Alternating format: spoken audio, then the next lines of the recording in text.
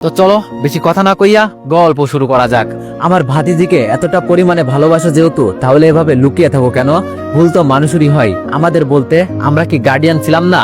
আর সেই সব কথা বাদ দাও, এখন আমার সাথে চলো। তোমার চোখ দিতে হবে না, আমি সব ব্যবস্থা করে ফেলেছি। তবে 2 মাস পর রিয়ার চোখ চেঞ্জ করা হবে। মাথায় অনেক বড় আঘাত পেয়েছে তো এই জন্য। আর তোমাকে আমার অনেক ভালো লেগেছে। কেন জানো? কালকে তুমি যেইভাবে বলছো না আমাকে রিয়ার কথা, আর তুমি জানো আমার ভাতিজির বিয়ে অন্য কারোর সাথে হয়ে যাবে। এরপরও এই ভালোবাসার টানে তোমার চোখ দিয়ে দিতে চাইছো। আমার ভাতিজির জন্য তোমার থেকে আর কোনো বেস্ট ছেলে হবে না। পাখির কাছ থেকেও আমি তোমার বিষয়ে সব শুনেছি। আমি জানো এখন আর নিজের মাঝে নেই। কাকে কি বলেছি আমি? শেষমেশ রিয়ার চাচাকেই সব বলে দিলাম। না না, এখানে আর বেশিক্ষণ থাকা যাবে না। রিয়া তো আমার কাছে একটু সুখ চাইছিল, যেন আমি ওর সামনে থেকে চলে যাই। তাড়াতাড়ি উঠে দাঁড়ালাম, যেই পা বাড়াবো তখনই রিয়া আমার হাত ধরে বলল, আর কত পালিয়ে বেড়াবেন? এখন সময় এসেছে নিজেকে প্রকাশ করুন। আপনি চলে গেলে আমার আপুর খেয়াল কে রাখবে? আপনি গেলে আপুকে কে এভাবে আড়াল থেকে ভালোবাসবে? এখনো কি চলে যাবেন? মায়া আমার কানের কাছে মুখ এনে বলল, ভাইয়া এখনই সময়, নিজেকে কাজে লাগাও। পাখির হাত ছাড়িয়ে বললাম, পাখি আমি চাই না রিয়া আমার জন্য কষ্ট পাক। আমি তোর সুখের জন্য এইসব করছিলাম, কিন্তু ও বুঝলো না। আর আমি জানতাম না এই ডাক্তার তোমার চাচা হয়। আসি, ভালো থাকো। এভাবে আর কত পালিয়ে বেড়াবে দীপু? একসাথে সবাই ভিতরে ঢুকলো, আর রাসেল ভাই সামনে এসে এই কথাটা বলল। আম্মু আমার কাছে এসে আমাকে জড়িয়ে ধরে বলল, বাবা আমাদের ভুল হয়ে গেছে। আমি তো তোর ভালোর জন্য এইসব করেছি। সত্যি কথা বললে তুই কষ্ট পাবি, তাই এইসব বলছি। এজন্য তুই আমাদের ছেড়ে চলে যাবি? পাখি সবার মাঝে বলে উঠলো, আর কত কষ্ট দিবেন সবাই ভাইয়াকে? সেই দিন রিয়া আপু ভাইয়াকে বিদায় দিয়ে দিয়েছে, আজকে আপনারা দিয়ে দেন। একটা মেয়েকে ভালোবেসে ভাইয়া নিজের সবকিছু হারিয়ে ফেলেছে। পাখি আমার কাছে এসে আমার হাত ধরে বলল, চলেন আপনি আমার সাথে। এর থেকেও ভালো কোনো মেয়ের সাথে আপনার বিয়ে দিব। আমি সব সময় আপনার পক্ষে আছি ভাইয়া। রাসেল ভাই আমার হাত ধরে কান্না দৃষ্টিতে আমার দিকে তাকিয়ে বলল, আমাকে মাফ করে দাও দীপু।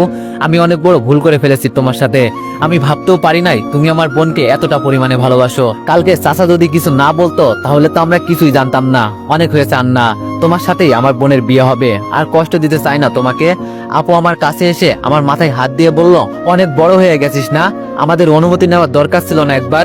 রিয়া বলছে দেখেই তুই চলে যাবি? আমাদের একবার বলতি, আমি কি মরে গেছিলাম? সবার কথা শুনে আমার মুখ দিয়ে যেন কোনো কথাই বের হচ্ছে না। কি বলবো, বলার কোনো ভাষা পাচ্ছি না।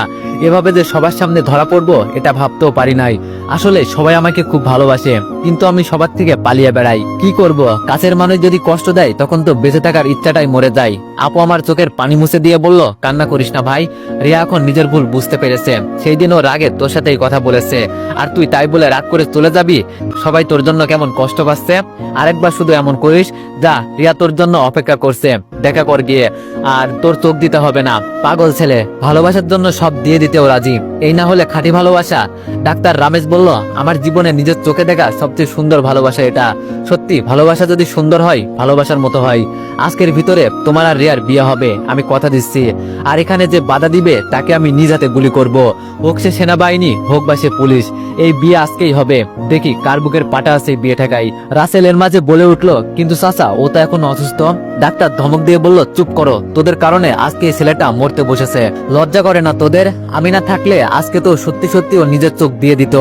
রাসেল আবার দ্বিতীয়বার আমার হাত ধরে বলল, দীপু আমি অনেক অনেক সরি, আমাকে মাফ করে দাও। আমি রাসেল ভাইয়ের হাত ছাড়িয়ে বললাম, আরে না ভাইয়া, মাফ চাইতে হবে না, কিন্তু আমি এই বিয়ে করতে পারবো না।